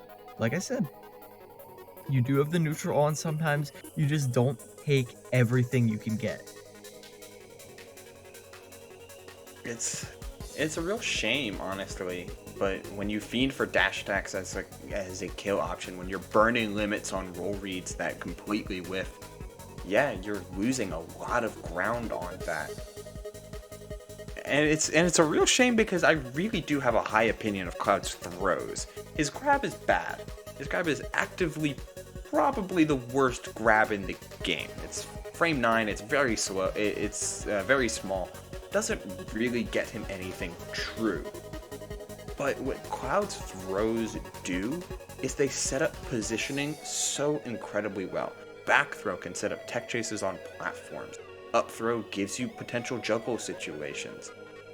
Down throw's kind of bad. But forward throw is that same really good, slightly diagonally up angle, and it keeps Cloud's momentum moving. Cloud is a character that can move so fast, and you want to keep that movement up while you're trying to contest your opponent. He doesn't play as like a traditional floaty sword fighter. He's a fast faller, and he's ready to get in your face at a safe distance. Mm-hmm. Yes, we're starting to get people in the arena now. Yeah, we got Honestly, CC Floss and Nanomech. As much as I want to start discussing the characters now, nah, we can get into it. Nanomech piloting the Incineroar, and they did have a Terry the last time I saw them, but that was a while ago. Alright, well, I like Terry. I think Terry's pretty interesting as a dual main with Incineroar, as well as I think Terry has one of the strongest neutrals in the fighting game representative cast, because he has the classic like FGC down tilt, which is so unbelievably oppressive, especially in close range, but he's not reliant on it to keep things up, to keep the pressure and to keep the damage up. He has that jab too. Yep. Yeah, the jab is kind of like, I mean, jab, power dunk, obviously, but the fact that the jab can confirm into, well, both of the special moves, or the go moves, rather. Right. And I think the setup that really gets me the most is down tilt at ledge into Burning Knuckle. That's the one where he punches forward with the blue flame, right? Right, yeah, Burn Knuckle. Yeah, that. I have seen that kill time and time again at ridiculously early percents. Specifically here in this league, we've got a couple really consistent Terrys. Because Terry really, I mean, he has 0 to death potential. Every FGC character does. But a lot of his neutral, if you play him like these players do, is you run in, you get 50, you get out. You run in, you get 50, you get out. You run in, you kill them. Like, you need to win neutral 3 times. And sure, the combo might vary. Maybe you get 50 and 30. Maybe you get 40 and 60. I don't know what you're getting. But the way I see it, 3 interactions and you're dead if you have the right punish game. I mean, that's very fair, right? Terry has that same high output, but he shores it up by having a higher floor as well, which he can be a little bit harder to edge guard because of the charge of rising tackle. Having multiple different ways to get back to stage certainly helps with both the power dunk, the burn knuckle, the crack shoot, as well as that up B. All 4 special moves really make for decent recovery moves as well. A lot of variation, as well as the true inputs being either going farther or, in the case of burn power dunk, being safer to land with. Terry's got a lot of flexibility, and in general can be a lot more reckless with how he goes about approaching. That's why you can see instances where just run up, find some down tilts when they're scared on their block, get 50. Yeah. And I mean, I don't know. We've seen some crazy Incineroars tonight too, like specifically in UT Arlington. That's nuts. I still recall. Remember the tales. But yeah, that I feel like Incineroar is the same thing as Terry, where it's two interactions and you're dead. But the interactions are so much harder to get. Yeah. So much harder. Like Incineroar is such a weird character. If you all don't know, Incineroar has some of the best aerials in the game and one of the worst characters in the game. Like, it's honestly wild. And we're getting the confirmation. It will be the Incineroar first coming out from Nanomech for the University of South Alabama. Meanwhile, the University of Connecticut will be playing Vile, who will be starting out with yet another Pyra and Mithra, the Aegis, coming in. And we're really getting to see a reflection of the current metagame with a whole lot more Aegis players than there had been in quite a bit. Yeah, I think it was like maybe like the offline majors. I'm not really sure, but there weren't really that many Aegis players pre-holiday break. And I have seen so many today. And I like it. Like, I think Aegis is a character that lets you express yourself pretty well, but still. Yeah. Yeah, they just have a very strong core to how their character functions. They switch between the two, solid disjoints, big hitboxes. Like, it's hard to be upset with that. Well, in comparison to some other characters, DLC or otherwise, their kit is built around something very niche, whether it be Min-Min's unique control scheme, Steve with their the blocks and the crafting and mining and that whole resource loop, or you can look at, I'm trying to think of a good example. You can look at something like Refit Trainer, who is really built around deep breathing, not so much their normal kit. Like, they are very much focused on one thing, expanding to the rest of their tools, while Pyra and Mithra both have solid individual tools that they combined into one fluid character. Yeah. As we have just about talked to death, Incineroar, Pyra, Mithra, and even our good old pal Terry. I kind of wish we saw the Terry. So, honestly, next time we're in between games, Ubel, I'm talking my main with you. You've given me so many. You've given me so many good inputs, but we don't have time for that now because I think we are getting into the game soon enough. The button check was declared. Yeah, the button check was declared 3 minutes ago, so I'm thinking we're getting into the game very soon. To everyone in the audience, if you're still out there, I appreciate you sticking with us. I really do. We're almost to the end of the day today. The last match was actually ended up getting canceled. So yeah, just a couple more battles, and UConn with this massive lead. Technically, it's possible for University of South Alabama to bring it back, but we would need to see some miracles from CC Floss. I mean, 15-5 isn't too bad. You get 2 for winning, so total of 5 here.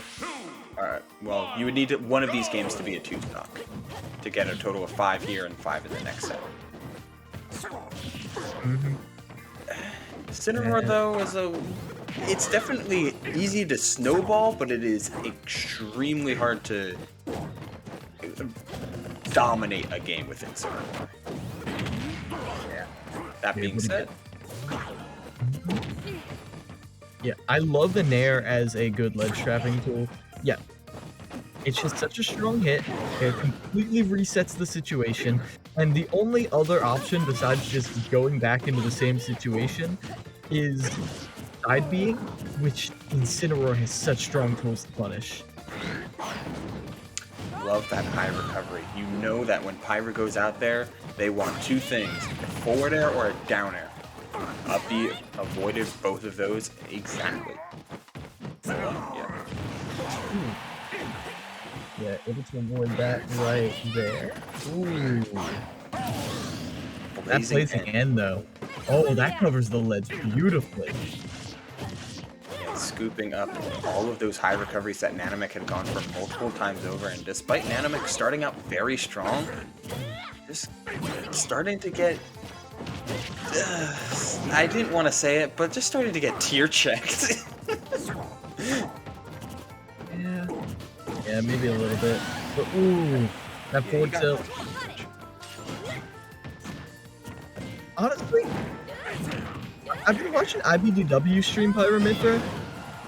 The down smash is very underrated. I don't see it from anyone because there are other tools, but like, it just stays out forever.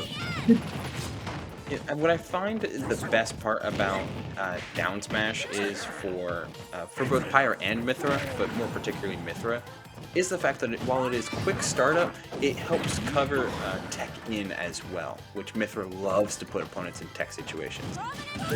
Nobody loves to see a misplaced air dodge, and Nanomech has a chance here.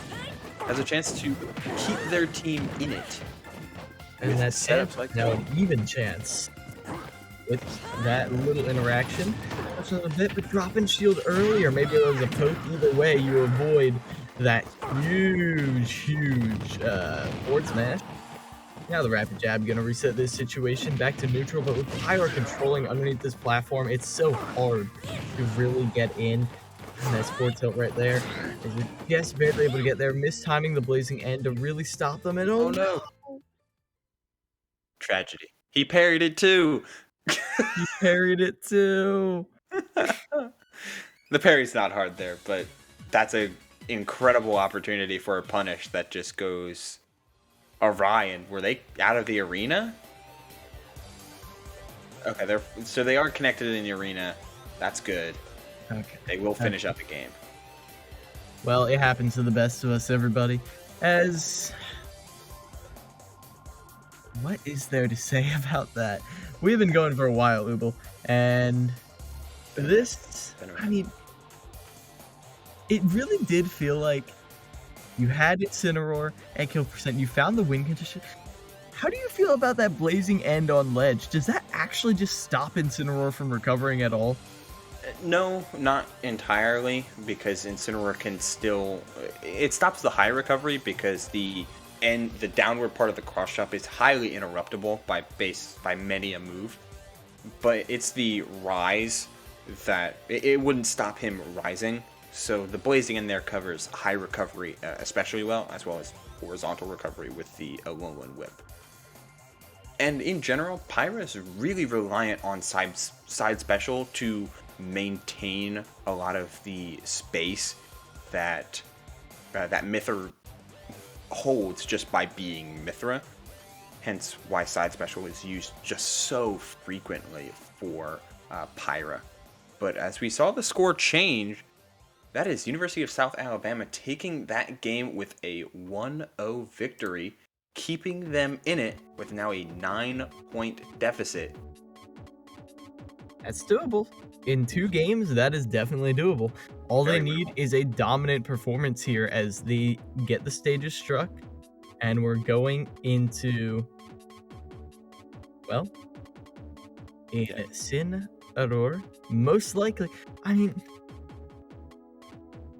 maybe they're gonna swap it up. I mean, they did say they had that Terry, but if you won on Incineroar, you usually stay on Incineroar unless you're cringe. In which case you just switch characters every game. And remember, kids, it worked better and better.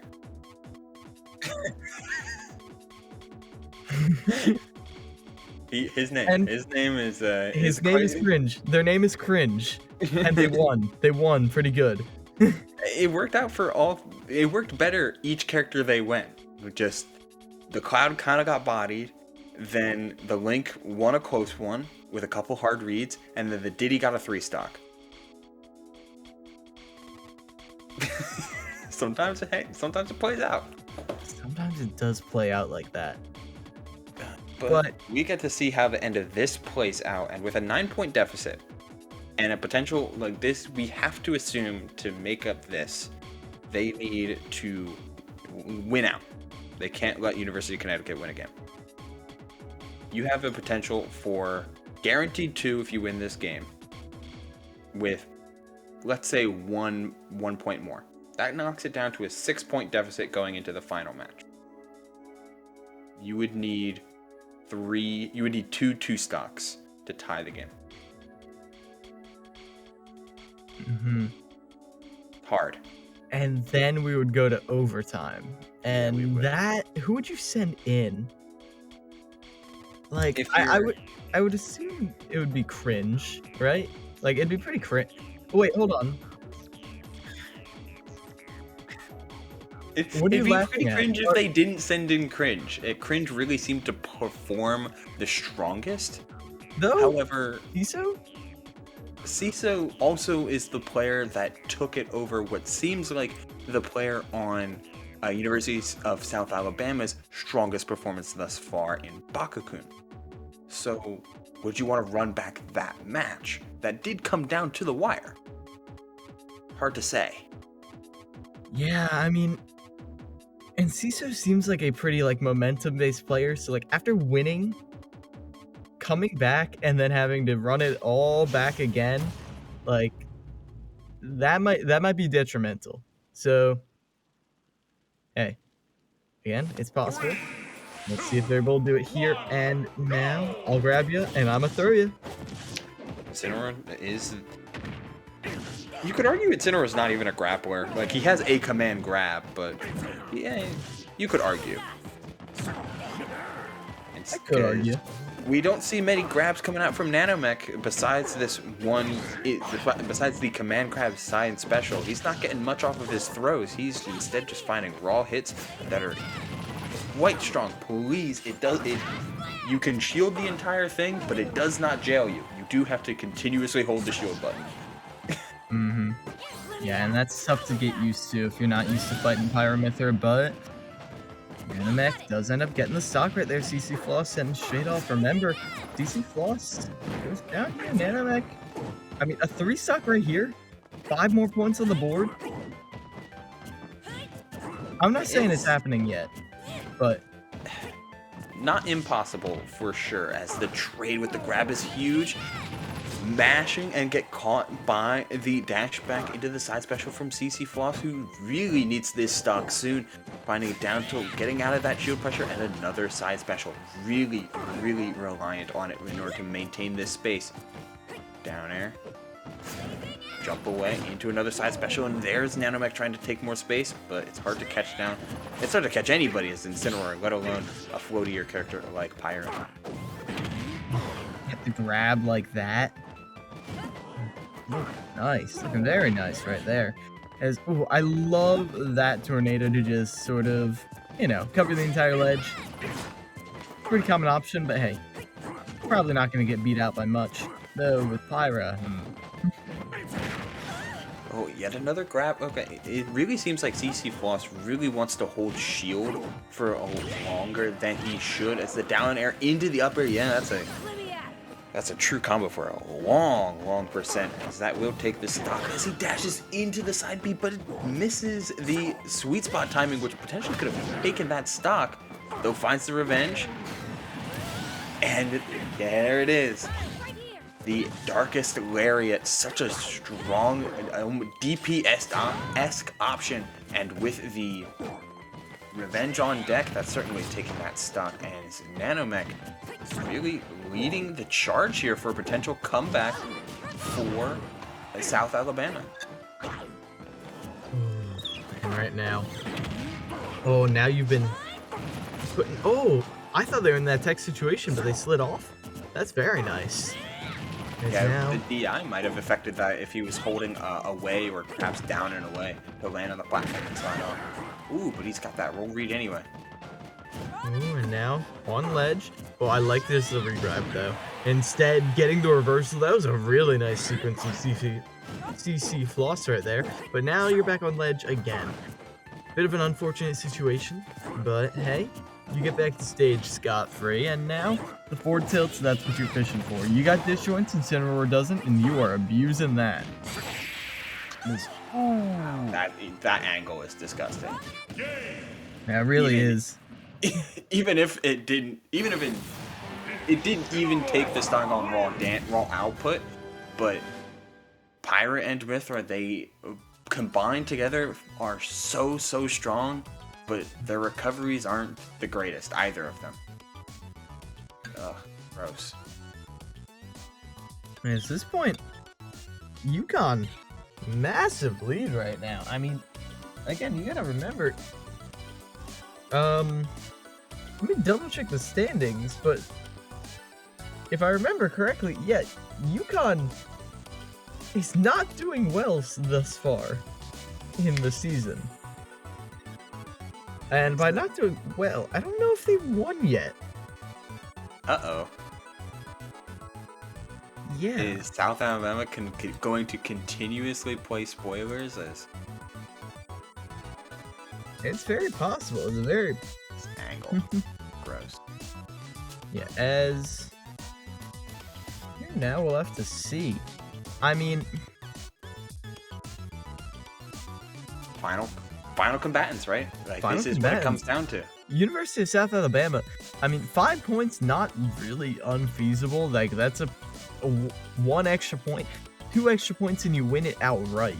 Who do you have in reserve, though? That's the question, and that's the answer I am looking to get as I check out who is coming. Starukami coming in. I think this is the captain. That would make sense to save their captain as the anchor. And you need a good showing from your captain right now. South Alabama is in spitting distance. 1-2 stock is all it takes for a tie game. 2-2 stocks is a win for South Alabama. But it'll be Starukami against Luigi, who I would think is going to be a Luigi player, but... I'm trying to remember. Oh my gosh, it's been a while since the pre-holiday. I don't think they are a Luigi player. That's the thing. That would always get us tripped up. What is with these Louis names not playing Luigi? Like, I can understand not wanting Maybe to their play name Luigi. is just Luigi. You know, true. Maybe Like, it's just their name. Right, and I used to have a friend named Mario in elementary school. I thought that was the coolest thing on the planet.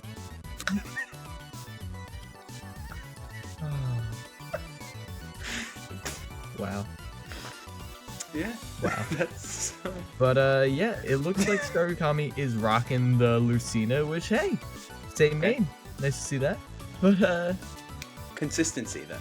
That is what they're... I mean, it's a great way to end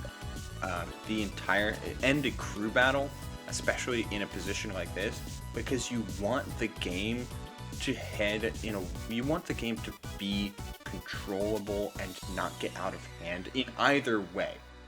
And while Lucina can put up some solid offense, Lucina and Marth take their time for most things.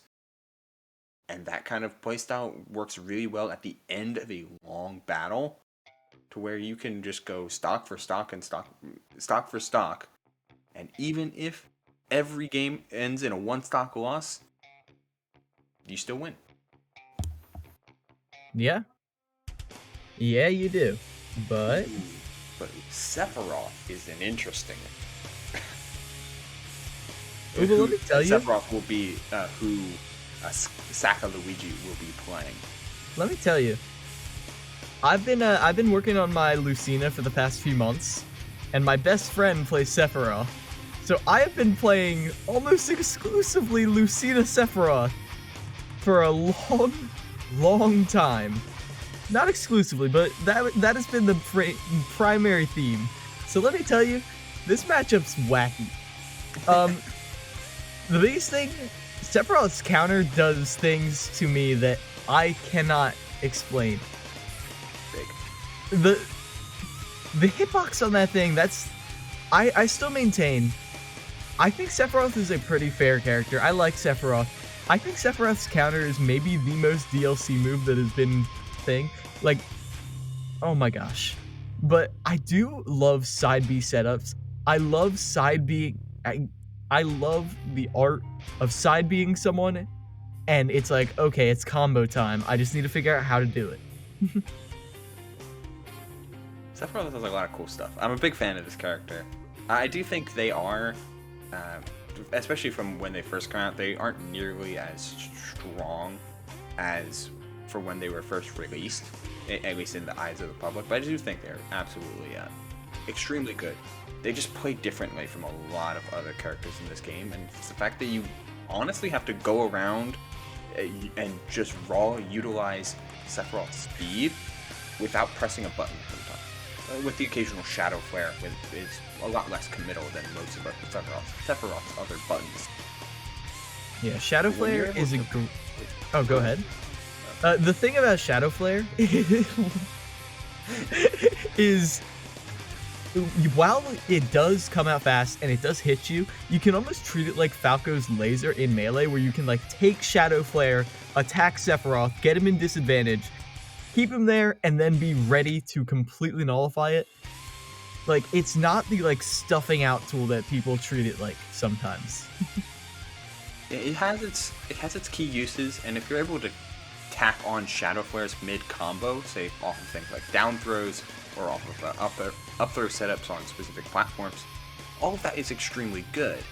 But where it feels like Shadow Flare is so beneficial is the fact that it can clang with projectiles, stopping Link's boomerangs, stopping potential arrows, small charge shots off of Samus or Mewtwo, etc. Like, that's where Shadow Flare really comes into play, on top of the added damage that can come off of that can end your combos in stocks rather than just a sheer damage. Sephiroth's got a lot of really good, tight stuff that makes interacting with him quite difficult, and a test of knowledge as well as a test of ability and patience.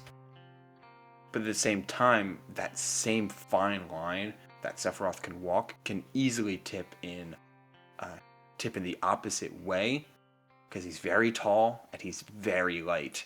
So if 80% is your constant threshold for wing and really activating that DLC mode, there are many stocks where Sephiroth just doesn't get to 80. Yeah, and Lucina does have ways to kill early.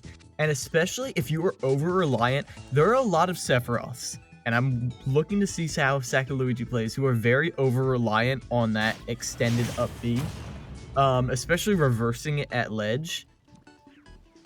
Right. But we'll have to see, because Star Akami can definitely take advantage of that. If you're too over-reliant, you're not always going to hit it with a counter, but you can get it pretty consistently. And hey, if you're even able to get one stock of that per game, that's still one stock of that per game. Oh, I've just seen the first couple, like, it's been 20 seconds, and I already love how this Sephiroth is moving. It's a lot of dash dancing, a lot of little mixed pressure, these wave-bound side Bs for the added space, and Town and City, this is a great stage for Sephiroth to use that movement, but still get so much reward out of it. Plus, these nair out of shields, super tight. Yeah, nice back air too. Ooh, but very overcommittal on that up B. That puts you in a really tough spot, and even though you were able to get an attack off ledge, Sephiroth could have easily taken you down there. And I do like that that up B right in that specific scenario to cover everything. And it did bait a counter. However, there it is, the forward tilt, slicing right through Lucina. Look at him move. We'll catch back to that one on the replay, but I love this dash dancing that's coming out from Sakurugi. I love his just full hop, fast fall, do nothing, jump around like low committal aerials with these nairs. Blade charge as well is super strong out of jumps, but he's still able to make it back with the Omni Slash. And when you're losing your wing manually, you know you're playing Sephiroth right and playing with this lead successfully. Holy moly, Sakurugi is playing really well, but that counter was super well placed on the charge Shadow Flare. Starukami needs these stocks quickly, and that back rider shield will do it. As we were mentioning prior, the point differential is very tight. So if Starukami can take 2 stocks in both games, they do walk away with the lead, with the victory. Ooh, and a beautiful little short hop going right over that up B. But you don't have the counter up in time, and that's a reversed up B, my friend. You better be ready for that to kill you. Check that. Starukami is the University of South Alabama. So it's Starukami that needs to win with a 2 stock, not Sakaluigi. Oh, yeah. I was confused for a bit. Yeah, so you would need to come back here, and that's looking less and less likely, especially as that up B whiffs. And Starukami has not stopped just being just out of Starukami's reach. Every now and then Starukami slips in, and especially early on they were finding a lot more calling out jumps with back airs and such. But now it kind of feels like they're swinging around, and the shield is a lot more liberal from Sakaluigi. That's an option, but a little antsy to punish that. Oh, hit him in between when the counter deactivated and then detonated. Clean stuff from Sakaluigi as it gets it from Starukami as we are reaching the tightness of the game. But I love that. Okay, there's a couple things. That's Sephiroth. Whether we see the first stock or the second stock, or the last stock, excuse me, there is stuff to talk about.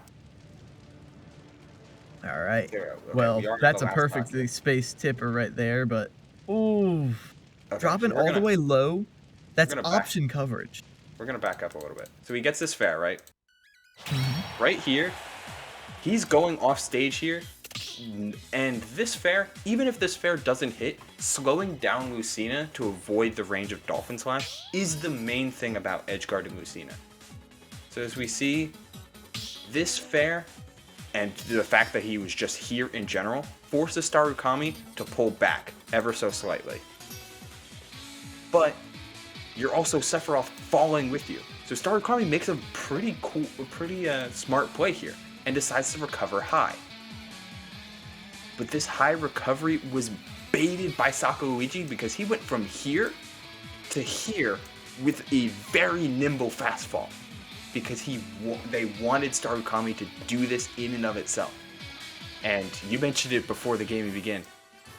Reverse Omni Slash covers all of this space with a killing aerial, just a killing move that sends always in the direction that Sephiroth is facing. We could watch it play out.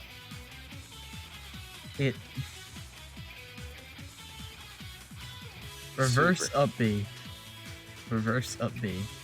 Super good. And I mean, we can watch a similar thing happen here. They ran off, fared, forced Starukami to pick an option. That time it was air dodge, which got Starukami back to stage. But instead of jumping around and trying to space out buttons and reset neutral, what Sakaluigi did was stay on the ground, cover all of this space by purely dashing and threatening forward tilt, threatening something like up tilt at these percents will also close out the stock. But by staying on the ground, you're using that wing to your advantage without having to need to threaten aerials. You can watch it once again. Get him with that pivot. Right in the middle of that tipper range too. It's so nice to hear. It's like, fine, if you don't use tippers, I will.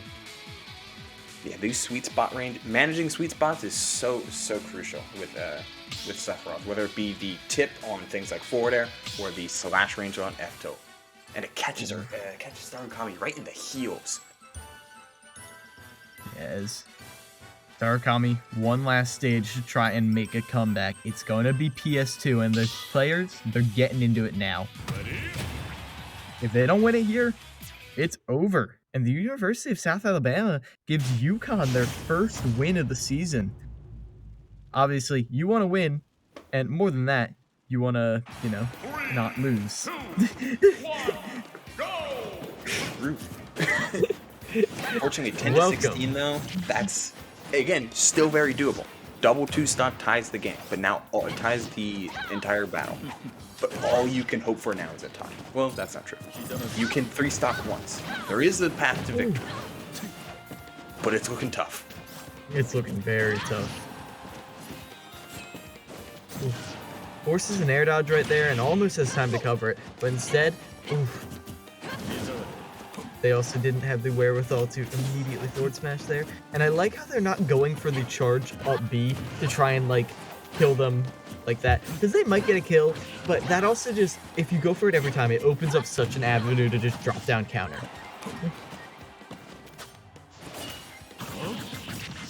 Like, there. You didn't do it the first time, so they weren't quite ready for it when all of a sudden you're rushing in. Yeah, it's so clean when you get to see Sephiroth find ways to set up into traps that aren't so known. And this is true for many characters, but Sephiroth's a very audibly and visually satisfying to do. Still, you're in a pretty good spot. You're in a winnable spot here if you are, if you're Starukami. Ooh, but now you're off stage. Ooh. That was literally inches. Some of the leather off her boots is gone. No jump? Oh. Yeah, tried to challenge, coming straight down with a forward air, but with no jump, I'm just going to call out for Sakaluigi as this is getting less and less by the day. Yeah, at this point, Sakaluigi, where is the weakness? Where is the weakness that Starukami can exploit? You're calling out a couple excessive jumps, maybe, but Sephiroth's not gonna really care that you're like Sephiroth is getting so much more out of these jumps than you are calling it out. And it's unfortunate to see that they're not finding many key starters. They're not finding the real good juggle setups that we've seen a super known for. These falling up airs, these up tilts. Instead, it just feels like one hit back to neutral, and the harder that hit attempts, the easier it is for Sakaluigi to find punishes and to find openings, ways to get back to stage or ways to get by without a scratch. Even for Sephiroth, it really feels like Starukami's finding it very difficult to close out stocks. Last but not least, oof, these up airs trying to land against that. I mean, Lucina's maybe the better juggler, but Sephiroth is the scarier juggler. But that'll do it. Finally. That damage scaling is ridiculous right there. Ridiculous. That will be the final move of the game. Yeah. Overall, this is how you draw it up. Just you spend so much time moving around that once they think you have a beat, that's where the counter comes in. Yeah. And UConn, honestly, beautiful stuff. I'm not sure, who their matchups were initially. I'm not sure how they lost 8 matches in a row with players like this.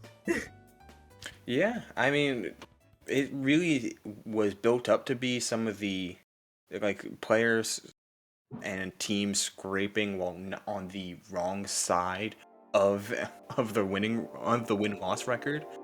But whether it just be poor matchups, unfortunate scheduling where one of these teams or the other had to drop matches or forfeit, or circumstances out of control, these 5 players while not impervious, players like Sisu, Cringe, and Sako Luigi all looked very, very strong and a very powerful core that could go toe-to-toe with many of the players we saw just today. Yeah, they certainly can. And again, if there are a lot of teams that have very strong cores of 5 players, and it feels like UCONN is slowly getting there. They're slowly building it. At first, I had said before the stream, I'm like, I've really only got my eyes on Sisu. Now I've got my eyes on quite a few people from UCONN. Like, there's just a lot of talent coming out, and yeah. Yeah, I mean, just the wild card that is Cringe, Sako Luigi playing a really flawless, effortlessly neutral. Like, that Sephiroth was clean. Seasal having a Ness in the back to pull out against some more awkward matchups, able to adapt from both character and playstyle and stage. Yeah. Just looked good. Yeah, showing a very wide breadth of characters, showing the character counterpick meta still alive and well in 2022 and only getting more powerful. And honestly, I can't wait to see more from UCONN. But for now, I think we're just about ready to wrap up. Thank you so much for watching EGFC. If you like what you saw, be sure you followed all of that stuff at Ubl Soul, UBL Soul right there. Amazing coming in after Septilence had to leave, and well, you're probably going to see the two of us. We got a new commentary lineup, and 2 of us on mainstream. You can get used to it most likely, and of course myself at Kilomiles IRL. I'm making TikToks, I'm making YouTubes, you know, all the videos. I love it. I love an edited video. But you also got to check out House of 3000 on Twitter, HO3K. I don't know what their ad is. I'm sure you can figure it out. At House of 3000. At House of 3000. Yeah, thank you to production, of course, for letting us know the exact Twitter handle, House of 3000. They are the best production team to do it. Their replay system built within house, and you make sure to get used to seeing them not only with EGF, but also with majors happening across the board, both later this month and beyond. But with that said, that's all we got for you tonight. I've been Keelan Miles. This has been Ubl. We will see you all next week.